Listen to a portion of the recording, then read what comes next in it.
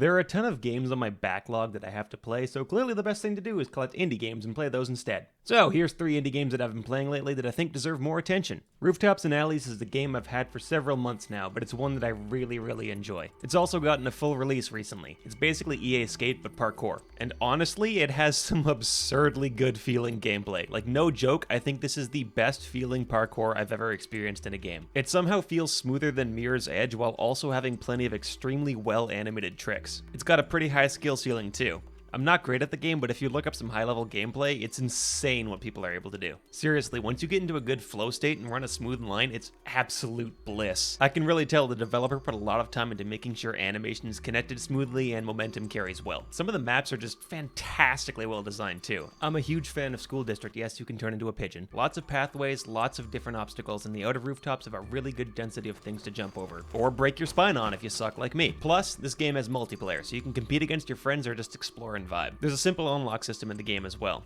Complete challenges to earn feathers to unlock new clothes. And there's plenty of clothing articles to get, so character customization is pretty solid. I will say that content is a little dry though. For 25 US, there's only 6 maps and 8 challenges on each map. All 48 challenges have been speedrun in under 48 minutes, and for the average player, it wouldn't be too hard to get at least bronze on them in like 3 hours. Assuming you can distract yourself from the addictive nature of just running around at least. The maps are on the small side too, with some of them being a bit empty in some areas. While they do tend to be great when it comes to density, I would like to see a couple larger maps, like roughly 3 times the size of the existing ones. I think that would help the game a lot. Even just one large map that leans more heavily into exploring and finding cool spots and collectibles is something I'd do anything for. That being said, the free running system is probably what most people are buying this game for. For me, it was worth the price. And if it stays at $25 while getting free content updates with more maps and improvements to existing maps, I'd say we're not too far off from it being worth the price for people just wanting to enjoy the game more casually as well.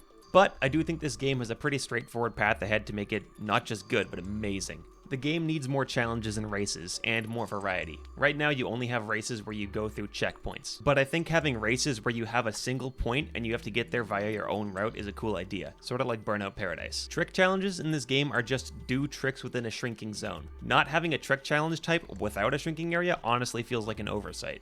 Multiplayer does have a get as high of a score as possible in X amount of time across the whole map, so I'd like to see that added to single player as a challenge. The existing maps are honestly begging to be filled out a bit more. Maybe some more interiors with multiple exit points. I think School District alone has a ton of potential. I'm not saying the whole college needs to be modeled. I think a lot of that will be pretty boring anyway. But I think a couple classrooms, stairwells, and hallways with desks and benches to flip over makes sense. But a parking garage and a gymnasium with some gymnastics equipment setup would be awesome. Being able to seamlessly access all these areas would make this map unbelievably fun to explore and make your own routes for. I mean, just look at some of these buildings. The layout is really interesting, and I feel like they're just begging to have some modeled interiors. Lastly, being able to swap or remove the bindings for tricks would be a great feature down the line. That'd allow you to have more tricks in the game despite control limitations. Also, trying to speedrun can get a little tricky. I find myself accidentally doing the wrong move a lot, so being able to just unbind moves except for your favorites would help players optimize for speed. I really don't want to sound harsh in this game, but I think it has a ton of potential and I really want to see it grow. So pick it up and support the dev. It's just one guy after all, and he's already put a huge amount of effort in. Like I said, this game feels amazing to play. It immediately became one of my go-to vibe games to just pick up whenever. It runs great on my ROG Ally, and it looks like it runs really well on Steam Deck too. I started playing Metal Slug on my PSP recently. Been really getting into retro handhelds lately. And while I absolutely love Metal Slug, and I think the formula is pretty timeless, I started craving something with a bit more to it. Sometimes I want to turn my brain off and just run around blowing stuff up in a game, and other times I want something that I could spend a bit more time on. Progression systems and unlockables are hugely important for me, as they're what keeps me coming back. So I started doing some research, and like 30 minutes after ranting to my friend about wanting a more complex Metal Slug style game, I found Guns of Fury. After watching 3 minutes of an 8-minute review, I bought the game, installed all 137 megabytes of it, and started playing, and goddamn does this game feel amazing! They really know their audience because everything blows up, even if it logically shouldn't. Kind of like the chairs in GoldenEye 64. Purely because it's awesome. Enemies just get blown away like leaves and you feel like a human tornado. Tunes are banging, the pixel art is gorgeous, explosions are way over the top as you'd expect from a Metal Slug style game, and it's just always fun feeling like an unstoppable force of nature. Unlockables and more depth in exploration is what I wanted, and since it's the Metroidvania, it's got you covered. with a good chunk of weapons and abilities to find to improve your moveset as well. A lot of the moveset abilities are pretty standard fare, but I don't mind too much since they all feel good. Besides, Metal Slug has always been nice and simple with combat and spectacle first. I will say it can be a little easy. It's not so brain dead that you can beat it with zero effort, but if you're a little careful and pay attention, then most stuff is pretty easy to deal with. But bosses can be decently challenging, especially if you avoid consuming healing items. That being said, I'd like some harder difficulty options. I think base difficulty is pretty approachable for people who just want to kick back and relax and just Rambo through everything for the most part, but I'd like a veteran difficulty or something. I don't think it needs all that much, but enemies could do with a bit more health since you can just frag an APC with like 4 shotgun shells.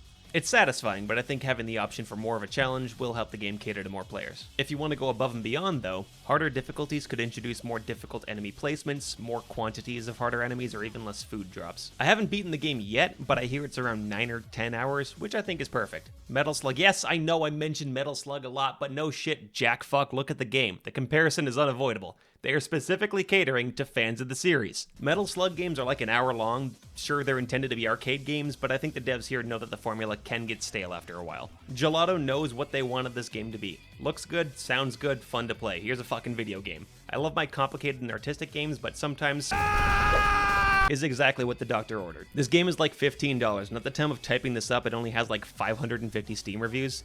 Definitely deserves more attention. I'm really interested to see what their next project after this is because I'm really enjoying Guns of Fury.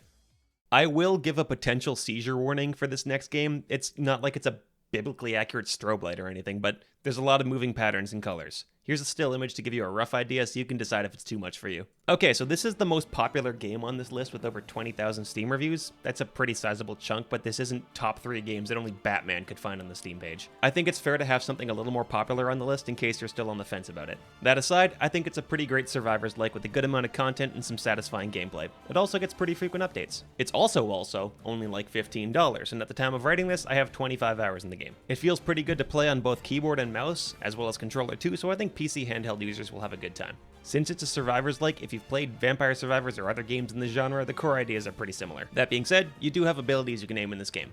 I made my cursor really fucking big because I've got old man eyes and ADHD, so keeping track of something that isn't screaming at me can be difficult. You also have a dash to avoid enemy attacks, which definitely comes in handy in harder challenges. Different characters will have different unique mechanics, like the Sentinel being able to track, tame, and ride panthers for extra movement speed, or the Pyromancer being able to periodically spawn portals that give you an attack buff. You've got over 20 different characters to unlock with their own abilities, each having access to different categories of attacks. So characters like the Barbarian will have more melee type attacks, while casters will have magical attacks, and archers and marksmen will have more ranged weapon and trap themed attacks, with different classes mixing things up. You can even unlock weapon variants to cater to different upgrade categories, and these change which attack skill you start with. There's a ton of different abilities to use with some solid synergizing. I particularly enjoy absolutely mogging enemies with debuffs. And once you go through a few map cycles, your numbers start getting obscene. I'm talking shit like 23,000 stacks of poison debuff on bosses with 2 billion health. Meanwhile, your screen looks like an expensive accident at a fireworks factory and could probably give a blind person a seizure. Thankfully, you can adjust the transparency of attacks to improve visibility, which is especially helpful if you really like AoE attacks because at some point your screen turns into the world's most complicated Venn diagram. Fight enemies, periodically fight bosses. At the end of the level, you can quit to menu, start another level, or if you beat it in under 12 minutes, you get the option to jump into an arena. That's just the base game mode though. There's a ritual disruption game mode that's basically a boss rush with a surprise at the end. The game isn't purely a roguelike either.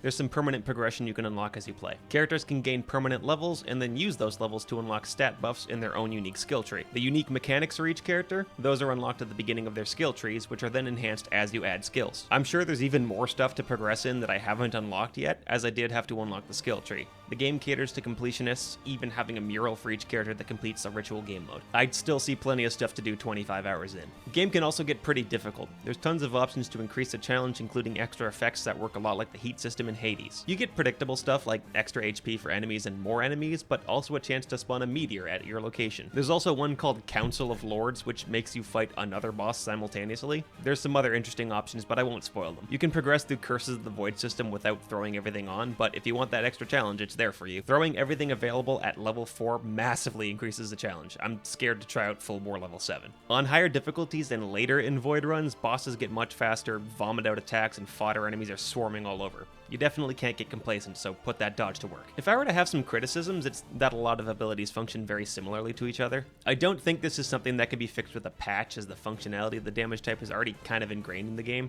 Changing that can retroactively affect people's accomplishments. Maybe introducing new spell categories that have unique qualities is a good way forward. I would also like to see more skins for characters. As it stands, there's only one variant for each character. Not really asking for transforming skins like in League and Smite, but even a couple simple recolors would be nice to have. It'd be fun to change your color to theme your character around the skills you choose, something like yellow and purple as a color palette for characters that mix electricity and doom spells. Other than that, the game is going to be fairly simple gameplay-wise, so it's not going to be for everyone. I'd say it requires a bit more attention than Vampire Survivors since you do have to aim and dodge rather than just moving around. Yes, I know moving to avoid an attack technically counts as dodging. Shut up, Jordan. Anyway, that's 3 games to check out. Hopefully at least one of them piqued your interest. I feel like my videos have been focused more on being critical, so I thought it would be good to do something that's a bit more positive.